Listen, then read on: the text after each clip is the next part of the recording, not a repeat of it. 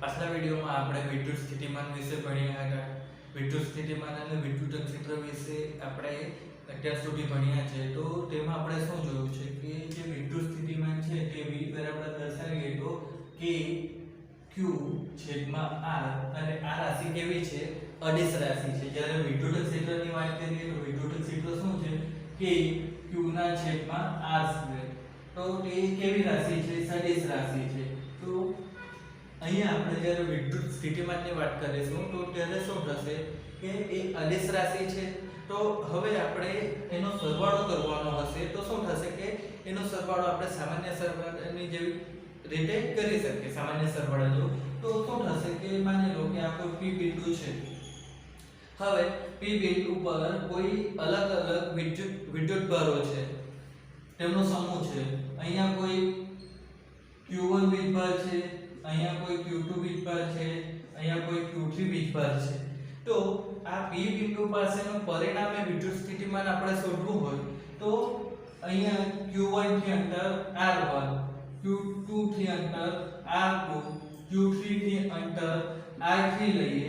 તો હવે આપણે P બિંદુ પાસેનું વિદ્યુત સ્થિતિમાન શોધવું હશે તો આપણે શું કરી શકીએ? V V1 V2 V3 આ રીતે આપણે લખી દઈએ. હવે તમે જુઓ તો V1 એટલે શું થશે? તો આ સૂત્ર પ્રમાણે કે વીજભાર શું થવાનો? Q1 અંતર R1. તે જ રીતે બીજા વીજભારની વાત કરીએ તો K Q2 અને અંતર R2 વત્તા ત્રીજા વીજભારની વાત કરીએ તો K Q3 અને અંતર R3. તો આ રીતે એનો સદિશ સરવાળો કરવાની માફ કરશો, અહીં આપણે સદિશ સરવાળો કરવાની જરૂર નથી પડતી. આપણે આનો સાદો સરવાળો જ કરી લીધો છે. હવે તમે એક વસ્તુ જુઓ કે જે વીજભાર છે Q1 Q2 Q3 Q, આ રીતે પણ આપણે લઈ લઈએ તો શું થશે કે જો બધા વીજભારો સરખા હશે તો અહીં આપણને શું મળશે? K અને Q બહાર નીકળશે અને અંદર રહેશે 1/R1 1/R2 1/R3 આ રીતે. તો આ રીતે ફક્ત કરવાથી શું થશે કે આપણને P બિંદુ પાસેનું પરિણામી વિદ્યુત સ્થિતિમાન મળી જશે. અહીંયા આપણે વિદ્યુત ક્ષેત્ર જે સદિશ રાશિ હતી તેમાં આપણે પરિણામી વિદ્યુત ક્ષેત્ર મેળવવા જે ખૂણો શોધતા અને પરિણામી વિદ્યુત ક્ષેત્ર મેળવતા તે બધું કરવાની જરૂર પડતી નહીં હતી. તમે પાછલું ચેપ્ટર ભણ્યા હશો તો ત્યાં તમને યાદ હશે કે અહીંયા કોઈ -q વીજભાર છે, અહીંયા કોઈ +q, અહીંયા બીજો કોઈ બે અલગ અલગ વીજભારો છે. તો આ કોઈ બિંદુ હશે તેના પરનું આના લીધે વિદ્યુત ક્ષેત્ર શું થવાનું છે? તો એ વિદ્યુત ક્ષેત્ર આ દિશામાં હોવાનું છે. હવે બીજો કોઈ વીજભાર આપણે અહીંયા લઈએ તો તેના લીધે વિદ્યુત ક્ષેત્ર આ દિશામાં હશે. તો શું થવાનું છે કે આ બિંદુ જે છે આપણે R કહીએ તો R બિંદુનું પરિણામી વિદ્યુત ક્ષેત્ર તે આપણને શું થશે કે આ દિશામાં મળશે. અને અહીંયાથી આપણે શું કરવા પડતું કે કોઈ ખૂણો શોધવા પડતો ને એ બધું જે કરવા પડતું તે બધું આપણે વિદ્યુત સ્થિતિમાન માટે કરવા પડતું નથી, કારણ કે અદિશ રાશિ છે. તો આપણે એનું મૂલ્ય શોધીને ફક્ત એનો સરવાળો જ કરવાનો રહે છે. હવે આજે આપણે જે જોવાના છે તે આનાથી વધુ મહત્વનો ટોપિક અને તે છે વિદ્યુત ડાયપોલ નું વિદ્યુત સ્થિતિમાન. હવે એ જે છે તે શું થશે કે આપણે તમને વિદ્યુત ક્ષેત્ર ડાયપોલ માટે જે આપણે કરેલું તે યાદ હોવું જોઈએ. તમે અહીંયા જોશો તો આ ડાયપોલ કોને કહેવાય છે પહેલા તો યાદ હોવું જોઈએ. તો ડાયપોલ કોને કહેવાશે? તો અહીંયા એક -q વીજભાર, અહીંયા +q વીજભાર અને તેમની વચ્ચેનું અંતર 2a હશે. તો આવી જે રચના હશે તેને શું કહેવાય છે? વિદ્યુત ડાયપોલ. એકદમ ગુજરાતી બોલો તો દ્વિધ્રુવી. હે ને? પણ આપણે ડાયપોલ જ બોલવાનું છે. તો -q +q એટલે તેમની વચ્ચેનું અંતર 2a હોય. હવે એમનું જે મધ્ય બિંદુ હશે ત્યાંથી એક વીજભારનું અંતર શું થાય છે? a જેટલું હોય છે. હવે આવી જે રચના હોય તો તેના માટે વિદ્યુત ક્ષેત્ર શોધવાનું હોય તો વિદ્યુત ક્ષેત્ર આપણે બે રીતે શોધેલું હતું. એક આ રીતે કોઈ બિંદુ P લીધેલું અને બીજું કોઈ ઉપર બિંદુ લીધેલું અને ત્યાંથી પછી આપણે વિદ્યુત ક્ષેત્ર શોધેલું. તો એક આપણે શું કરેલું?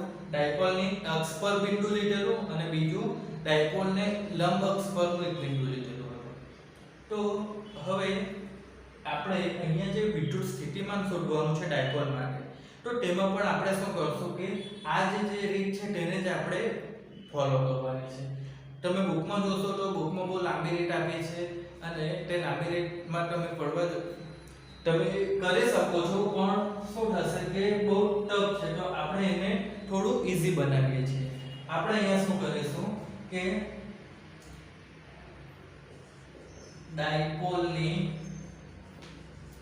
ડાયપોલનું સ્થિતિમાન,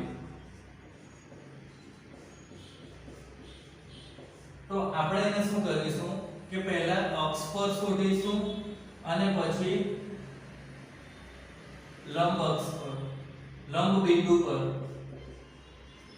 તો અહીંયા આપણે શું કરશું, પહેલા અક્ષની વાત કરીએ તો અક્ષ માટે શું થશે, આ આપણું એક અહીંયા -q, અહીંયા એક +q વીજભાર લઈએ, તેમની વચ્ચેનું અંતર આપણે 2a જેટલું લઈએ. હવે આ ડાયપોલ જે છે એનાથી અહીંયા કોઈ બિંદુ P લઈએ, તો આ P બિંદુનું જે અંતર માપવાનું હશે તે શું થશે, તો આપણે એને શું કરવા પડશે, ડાયપોલના મધ્ય બિંદુથી લેવા પડશે. ધારો કે આપણે ડાયપોલના મધ્ય બિંદુથી x અંતરે કોઈ બિંદુ P લઈએ છીએ. હવે આપણે આ P બિંદુ જે લીધું છે તે શું થવાનું છે, તો ડાયપોલની અક્ષ પર બિંદુ થવાનું છે. હવે આ બિંદુ પરનું આપણે વિદ્યુત સ્થિતિમાન શોધવું હશે, તો આપણે કેવી રીતે શોધી શકીએ, તો અહીંયા શું થશે, બે વિદ્યુતભાર છે ધન અને ઋણ, તો બંનેના લીધે મળતું વિદ્યુત સ્થિતિમાન આપણે શોધવાનું અને પછી બંનેનો સરવાળો કરવાનો છે. તો આપણે અહીંયા શું લખીશું, Vp એટલે કે P બિંદુ પાસેનું વિદ્યુત સ્થિતિમાન, તો તે આપણને કેવી રીતે મળશે, V પ્લસ એટલે કે ધન વીજભારના લીધે વત્તા V માઈનસ એટલે કે ઋણ વીજભારના લીધે. હવે તમે અહીંયા જુઓ તો શું થશે, ધન વીજભાર જે છે તો પ્લસ q છે, એટલે વિદ્યુત સ્થિતિમાનના સૂત્ર પ્રમાણે k વીજભાર અને છેદમાં શું આવશે, અંતર. તો આ જે ધન વીજભાર છે તેનું p બિંદુથી અંતર કેટલું થવાનું છે, તો તમે જોઈ શકો કે p બિંદુથી આ મધ્ય બિંદુ ડાયપોલના તેનું અંતર કેટલું થાય છે, x, અને આપણને ડાયપોલના મધ્ય બિંદુથી q નું અંતર ખબર છે કેટલું થશે, આ અંતર a થાય છે. તો શું થશે કે આપણે ધન વીજભારનું p બિંદુથી અંતર શું લખી શકીએ, x - a. અહીંયાથી આ કુલ અંતર છે તેમાંથી આપણે આટલું અંતર માઈનસ કરશું તો આપણને આ મળી જવાનું છે અને સાદું ગણિત છે. પછી હવે શું કરવાનું છે, -q ના લીધે આપણે વીજભાર શોધવાનો છે, સોરી વિદ્યુત સ્થિતિમાન. તો એ શું થશે કે આપણે એની નિશાની લગાવવા પડશે ઋણ વીજભારની, એટલે અહીંયા માઈનસ આવી જશે. પછી કે વીજભારનું મૂલ્ય q જ છે અને છેદમાં શું થશે કે હવે ઋણ વીજભારથી આપણે અંતર લેવાનું છે. ઋણ વીજભારથી અંતર કેટલું થવાનું છે, p બિંદુનું શું થશે કે મધ્ય બિંદુ સુધીનું અંતર તો x છે અને મધ્ય બિંદુથી -q વીજભાર સુધીનું અંતર કેટલું છે, તો તે a જેટલું છે. તો શું થશે, કુલ અંતર x + a. તો હવે અહીંયા શું થશે, તો k અને q બહાર નીકળશે એટલે અંદર શું રહેશે, 1/x - a -1/x + a. એટલે આને સાદું રૂપ આપી દો એટલે આપણને જવાબ મળી જશે. શું થશે, k q, અહીંયા શું થશે, આપણે સાદો લસાઅ બદલવા પડે છે, ઉપર આવશે x + a માઈનસ અને આ માઈનસ પ્લસ a અને છેદમાં થશે x - a x + a, તો a થઈ જશે x² - a². હવે અહીંયા તમે જો તો શું થશે, k q, x અને x કેન્સલ થઈ જશે અને a + a 2a અને છેદમાં શું આવશે, x² - a². તો આના બરાબર આપણે શું લખી શકીએ, તો અહીંયા તમે જો આ જે પદ છે q * 2a એ શું થાય છે મિત્રો, એ થશે ડાયપોલની ચાક માત્રા. એટલે તે ડાયપોલની ચાક માત્રાને આપણે શું કરીશું, p વડે દર્શાવીએ છીએ. તો અહીંયા મેં એને થોડું ડાર્ક કરું છું કારણ કે અહીંયા આપણે બિંદુ પણ p લઈ લીધું હતું, તો આ ડાયપોલની ચાક માત્રા થઈ. હવે તમે જુઓ જે અંતર x છે, આ અંતર x લીધું છે ડાયપોલથી અંતર, એ અંતર શું થશે, તો એ અંતર શું થાય કે ડાયપોલનું જે લંબાઈ હશે એના કરતાં ખૂબ મોટું હોય છે. ઠીક છે, તો શું થશે કે આપણે આ જે ડાયપોલનું અંતર જે છે તેને આપણે શું કરશું, અવગણશું. એટલે કે અહીંયા આપણે x શું કરશું a કરતા ખૂબ મોટો લેશું. a નું મૂલ્ય એમ પણ આપણે ખબર છે કે ડાયપોલ જે છે તેનું આપણે અહીંયા ખાલી એને મોટી બતાવીએ છીએ પણ ડાયપોલનું અંતર ખૂબ નાનું હોય છે. તો શું થશે કે એનો પાછો અહીંયા વર્ગ કરવાનો છે એટલે ખૂબ નાનું થાય છે. તો આપણે એ જે ડાયપોલની જે લંબાઈ છે તેને અવગણશું. આ વસ્તુ આપણે વિદ્યુત ક્ષેત્ર માટે શોધેલું ત્યારે પણ આપણે જોયું. તો શું કરશું કે આપણે અહીંયા ડાયપોલ જે છે તેની લંબાઈને અવગણીએ એટલે a ને અવગણતા છે. તો a ને અવગણવા માટે શું થશે કે અહીંયા ફક્ત રહેશે x². તો આપણને અહીંયા શું થશે કે ડાયપોલની અક્ષ પરનું વિદ્યુત સ્થિતિમાન kp ના છેદમાં x², જ્યાં p શું થવાનું છે તો ચાક માત્રા થશે ડાયપોલ. હવે આ તો થોડું અક્ષ પરની વાત. હવે આપણે લંબ બિંદુ પર શોધીએ. તો આ -q વીજ પર, આ +q વીજ પર અને આ લંબ બિંદુ લઈએ કોઈ r. હવે આ r જે છે તે શું છે કોઈ x અંતરે છે ડાયપોલના મધ્ય બિંદુથી લંબ અંતરે લંબ x જેટલા અંતરે કોઈ r બિંદુ છે. તો અહીંયા શું થશે કે આ અંતર a થશે, આ પણ a થશે. હવે આપણે જે કરવાનું છે કે r પાસે વિદ્યુત સ્થિતિમાન શોધવાનું છે. તો vr એ શું થશે તો v + q + v - q. તો તમે જુઓ તો +q એટલે કે વીજભારનું મૂલ્ય તો q જ રહેવાનું છે, છેદમાં અંતર શું આવશે. તો અહીંયા તમે જુઓ તો r થી a નું અંતર શું થવાનું છે તો x અને આ a અને એમને વચ્ચે કેટલો છે આ કાટકોણ બને છે. તો કાટકોણ બનતો હોય તો જે કર્ણ હોય તેની લંબાઈ આપણને કેવી રીતે મળે તો બે બાજુનો વર્ગોનો સરવાળો કરીને તેનું વર્ગમૂળ લેવાય. તો આ લંબાઈ x છે, આ a છે, તો તેનું વર્ગમૂળ અને બંનેનો વર્ગોનો સરવાળો એટલે x² + a². આ રીતે હવે -q વીજભારની વાત કરીએ તો શું થશે કે વીજભારનું મૂલ્ય માઈનસ તેને આપણે લગાવવું પડે એટલે એ માઈનસ થઈ જશે. કે વીજભારનું કે મૂલ્ય q જે છે. હવે -q થી r નું અંતર તો એ તમે ફોટો આ અંતર એ x છે અને અહીંયા પણ કાટકોણ બને છે, આ અંતર a છે. તો શું થશે કે r થી -q નું અંતર કેટલું થવાનું તો તે અંતર શું થશે x² + a² અને તેનું વર્ગમૂળ એટલે વર્ગમૂળમાં x² + a². તો અહીંયા તમે જુઓ તો શું થાય છે 0. ડાયપોલને લંબ પર કોઈપણ અંતરે તમે વિદ્યુત સ્થિતિમાન મેળવો તો તે કેવું આવવાનું 0. હવે તો ડાયપોલનું પરિણામી વિદ્યુત સ્થિતિમાન શું થવાનું છે તો તે ડાયપોલની અક્ષ પર મળતું વિદ્યુત સ્થિતિમાન જ થવાનું છે. આ વસ્તુ શું થઈ ગઈ આપણે અલગ અલગ રીતે શોધી છે. એક અક્ષ પર શોધ્યું છે, એક ડાયપોલને લંબ બિંદુ પર કોઈ શોધ્યું છે. હવે આપણે કોઈ પણ બિંદુ પર આપણે વિદ્યુત સ્થિતિમાન શોધવું હોય તો કેવી રીતે શોધીએ તો બુકમાં આપણને જે રીત આપી છે તે રીત બહુ લાંબી છે તો આપણે અહીંયા ટૂંકી રીતે હવે કરી દઈશું. તો અહીંયા આપણે બુકમાં જે આકૃતિ આપી છે તે આકૃતિને તો રેફરન્સમાં લઈએ છીએ. જો આપણે અહીંયા શું કરીએ છીએ અહીંયા ધન q વીજભાર, અહીંયા ઋણ q વીજભાર, અહીંયા કોઈ બિંદુ p આપ્યું છે. અરે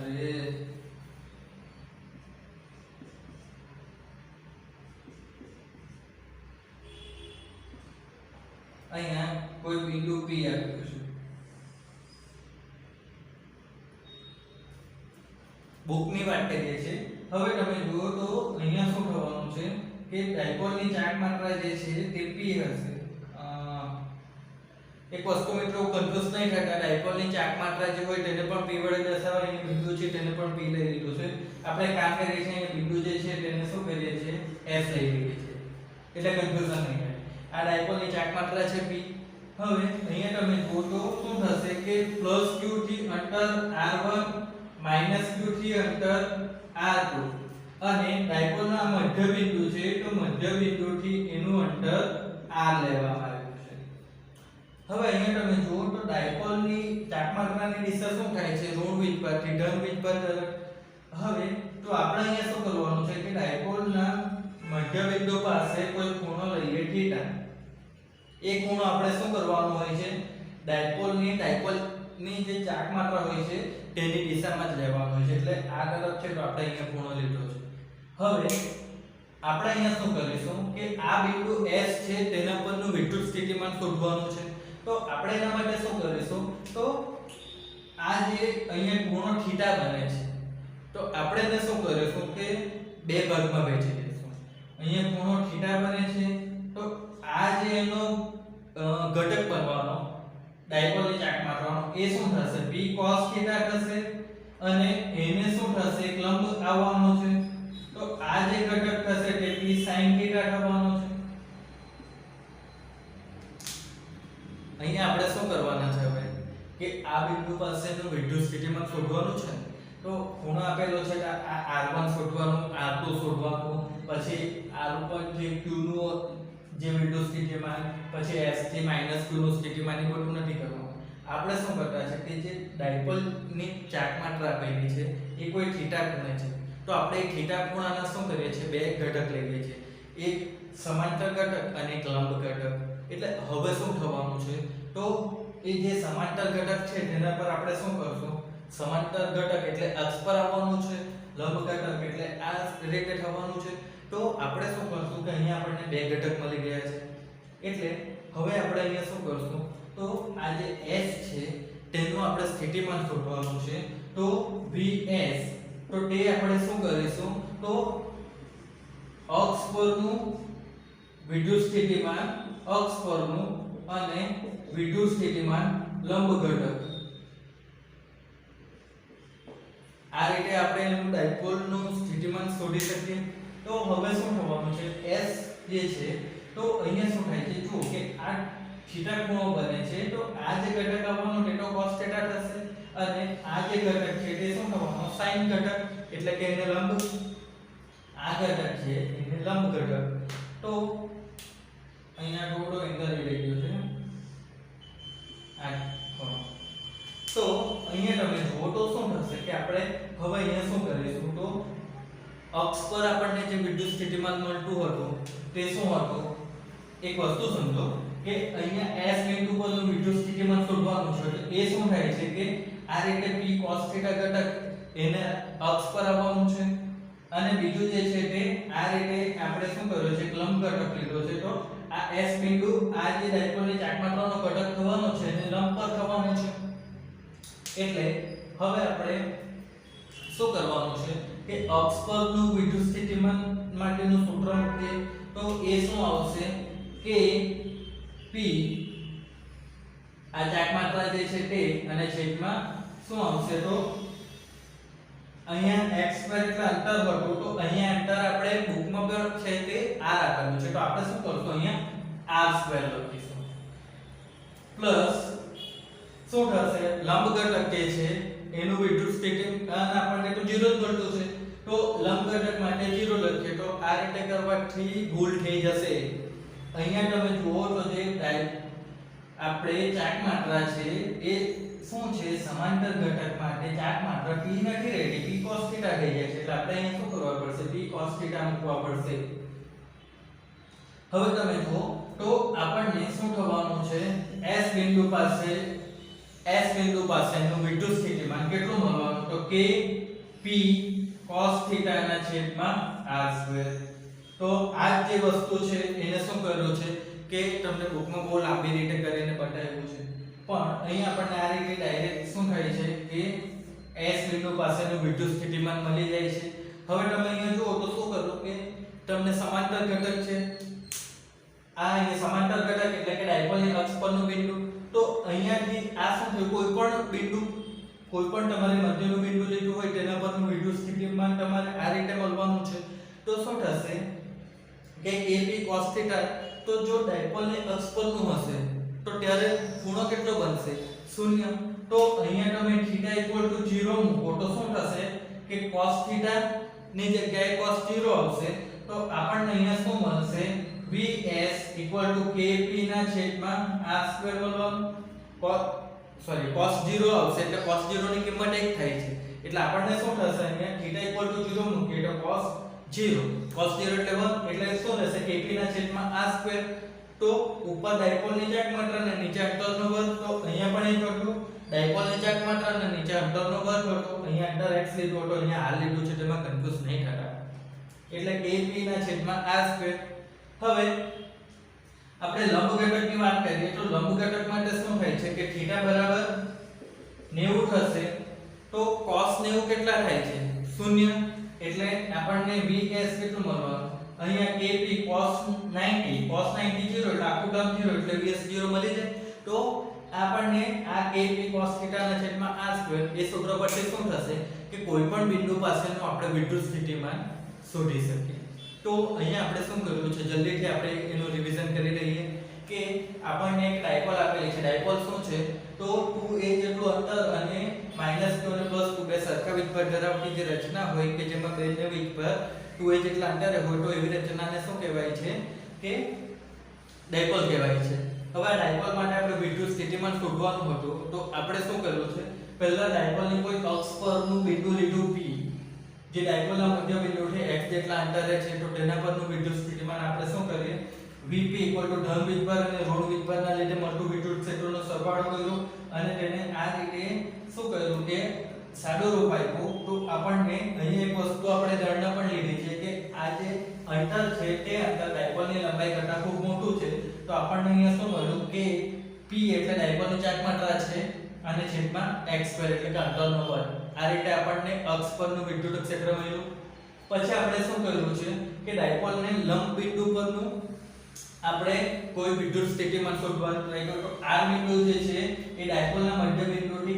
x જેટલા લંબ અંતરે છે તો ધન વિજભાર અને ઋણ વિજભારના લીધે મળતું વિદ્યુત ક્ષેત્ર કેવું થાય છે સરખું પણ વિજભાર વિરુદ્ધ હોવાથી એ બંને કેવું થવાનું છે કે પરિણામી શૂન્ય થઈ જાય છે તો આ શું થયું આપણને ડાયપોલની અક્ષ પર અને ડાયપોલને લંબ બિંદુ પરનું વિદ્યુત સ્થિતિમાન થયું પછી આપણે શું કર્યું છે કે કોઈ એક ગમે તે બિંદુ પરનું આપણે વિદ્યુત સ્થિતિમાન શોધ્યું કે જેનાથી આપણે કોઈ પણ બિંદુ પાસે વિદ્યુત સ્થિતિમાન માંગીએ તો શોધી શકીએ તેવું સૂત્ર મેળવવાનું હતું તો આપણે અહીંયા S બિંદુ લીધું તો ધન વિજભારથી r1 અંતરે ઋણ વિજભારથી r2 અંતરે અને મધ્ય બિંદુથી r અંતરે હોય હવે આપણે અહીંયા શું કર્યું છે કે જે ડાયપોલની ચાક માત્રા હતી તે શું હતી કે S બિંદુ સાથે θ ખૂણે હતી તો આપણે એના બે ઘટક લઈ લીધા એક p cos θ અને એક p sin θ તો જે p cos θ ઘટક આવે એ શું કહેવાશે કે ડાયપોલની આ S બિંદુને સમાંતર ઘટક એટલે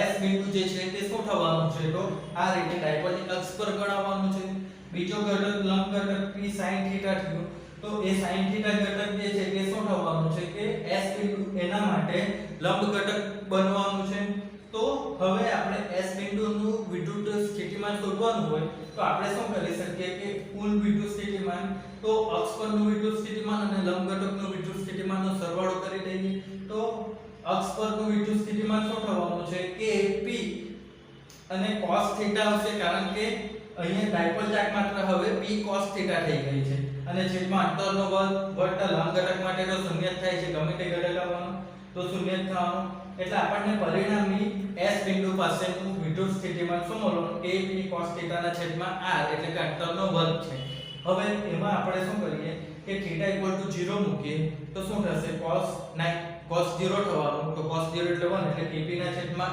r² તો એ આપણને શું થશે કે જે અહીંયા આપણે અક્ષ પરનું બિંદુ મેળવેલો હતો ત્યારે જે વિદ્યુત સ્થિતિમાન મળતો હતો તે જ થઈ ગયું હવે θ 90 મૂકીએ તો શું થશે કે આ ડાયપોલ છે અને એને લંબ એટલે 90 ખૂણે તો ત્યારે આપણને વિદ્યુત સ્થિતિમાન શું થવાનું કે p cos 90 તો cos 90 એટલે શું થશે 0 તો આખું ટર્મ 0 થઈ જશે એટલે 0 તો અહીંયા આપણે લંબ ઘટક માટે મેળવેલું 0 હતું તો 0 આવી ગયું એટલે આ જે સૂત્ર છે કે p cos θ ના છેદમાં r² એના પરથી આપણે કોઈ પણ ખૂણે રહેલી કોઈ પણ બિંદુનું વિદ્યુત સ્થિતિમાન શોધી શકીએ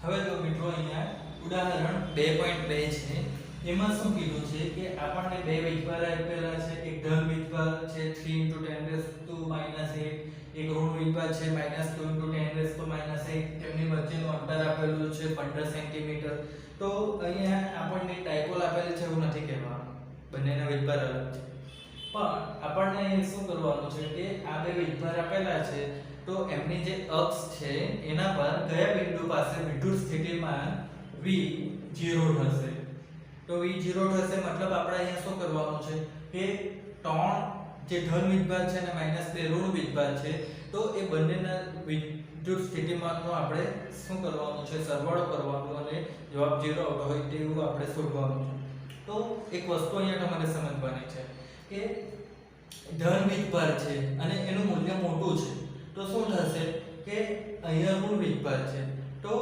આ ધન વીજભારનું અસર આ તરફ ઋણ વીજભારની અસર આ તરફ થઈને શું થશે કે મધ્યબિંદુ એટલે કે વચ્ચે મધ્યબિંદુ નહીં કહી શકાય પણ વચ્ચે શું થશે કે વિદ્યુત સ્થિતિમાન શૂન્ય થઈ શકે બીજી વસ્તુ કે આની અસર વધુ છે આની અસર ઓછી થવાની કારણ કે આનું મૂલ્ય ઓછું છે તો શું થઈ શકે કે આનું આ તરફ અસર જઈ શકે અને આની અસર પણ થોડીક આ તરફ જાય તો બંનેની અસર અહીંયા જઈને પણ વિદ્યુત સ્થિતિમાન શૂન્ય થઈ શકે પણ આ જે વિદ્યુતભાર છે એ મોટો છે તો એની આ તરફ અસર વધુ રહેવાની અને આની જે અસર છે તે આ તરફ ઓછી આવી શકવાની તો પરિણામે શું થશે કે જે ધન વીજભાર છે એની ડાબી તરફ પરિણામે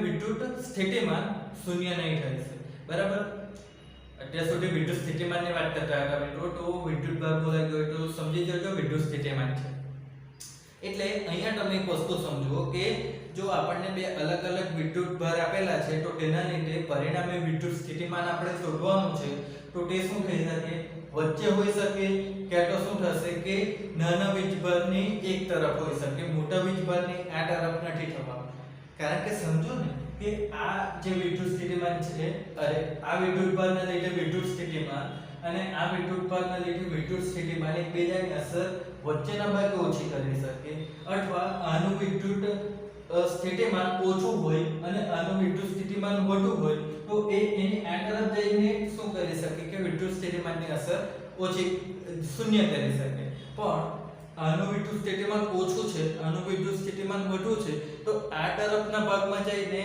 આ વિદ્યુતભાર વિદ્યુત સ્થિતિમાનને શૂન્ય નહીં કરી શકે એટલે અહીંયા આપણને શું થશે કે બે જગ્યા પર વિદ્યુત સ્થિતિમાન શૂન્ય મળી શકે તો એક શું થશે કે આપણે લઈએ એક x બિંદુ પર હવે એક x બિંદુ પર હોઈ શકે તો આપણે એક રેફરન્સ લઈ લઈએ સંદર્ભ લઈ લઈએ ધન વીજભારથી x અંતરે અને બીજું એક આપણે લઈએ ધન વીજભારથી y અંતરે હવે y અંતર જે છે તે શું છે તો આ ઋણ વીજભારની બીજી તરફ છે અને x અંતર જે છે તે બે વીજભારની વચ્ચેનું બિંદુ છે તો આપણે x માટે પહેલા વાત કરીએ તો શું થશે કે v q v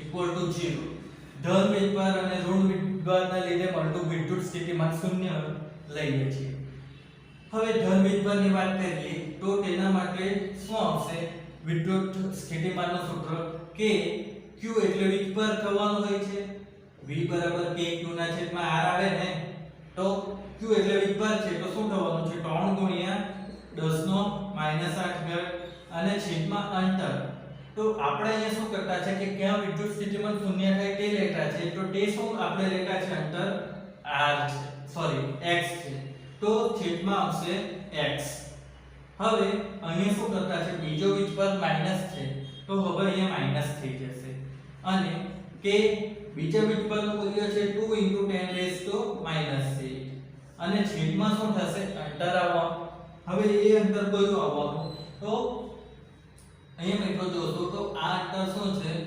total 15 centimetre છે તેમાંથી x અંતર પર આપણને વિદ્યુત સ્થિતિમાન શૂન્ય મળે તો બાકીનું અંતર શું રહેશે 15 - x રહેવાનું તો આ થશે 15 - x હવે અહીંયા એક વસ્તુ ધ્યાન આપજો મિત્રો કે આ સેન્ટીમીટરમાં છે તો આપણે એને મીટરમાં ફેરવવા શું કરવું પડે 10⁻² વડે ગુણવા પડે 15/100 કલાક એટલે મીટરમાં ફેરવાય ને તો -/100 ની જગ્યાએ -2 કર્યું એટલે અહીંયા પણ આપણે 10⁻² વડે ગુણી દેવા પડે હવે તમે જુઓ તો શું થશે કે આને આપણે સાદું રૂપ આપીશું = 0 છે સાદું રૂપ આપીશું તો શું થશે અહીંયા રહેશે 3 છેદમાં રહેશે x આ જે પદ છે તે બીજી તરફ જઈ રહેશે તે = અહીંયા રહેશે 2 અને છેદમાં રહેશે 15 - x -2 અને -2 કેન્સલ, 10⁻⁸ અને t અને t કેન્સલ થઈ ગયા અને આ પર બીજી તરફ ગયો એટલે આ રીતે બોલવાનું. એટલે અહીંયા તમે જો તો 45 - 3x = 2x, તો 5x = 45, તો x = શું થવાનું 9 સેન્ટીમીટર. તો એક બિંદુ કયો આવવાનો x = 9, મતલબ કે જે ધન વિભાગ છે એનાથી 9 સેન્ટીમીટર ના અંતરે આપણને શું થશે વિદ્યુત સ્થિતિમાન શૂન્ય મળવાનું છે. ધન વીજભારથી 9 સેન્ટીમીટર પર હવે વિદ્યુત સ્થિતિમાન શૂન્ય. બીજું આપણે શું કરવાનું છે, y માટે વાત કરીએ તો v + q + v - q = 0. તો અહીંયા શું થશે મિત્રો કે ધન વિભાગ છે તો 3 × 10⁻⁸ અને છેદમાં અંતર. હવે આપણે વાત કરતા છે y માટે, એટલે કે ઋણ વિભાગની જમણી તરફ. તો અહીંયા શું થશે મિત્રો 3 × 10⁻⁸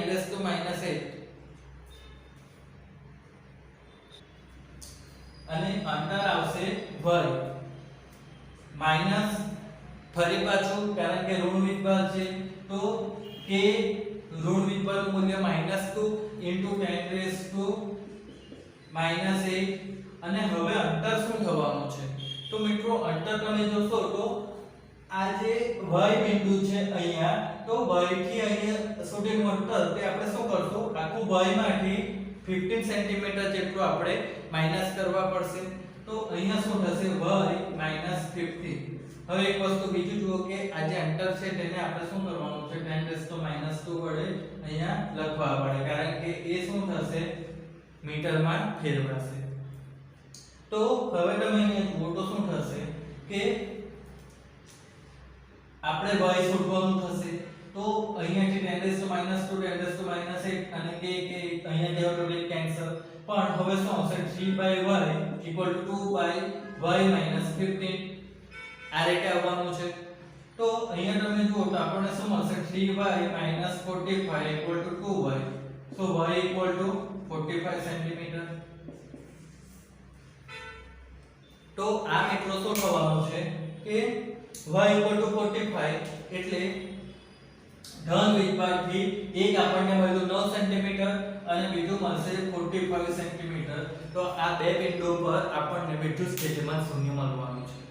તો આ હતો મિત્રો ઉદાહરણ 3.2. આજના વિડિયોમાં અહીંયા આપણે પૂરું કરીએ છીએ.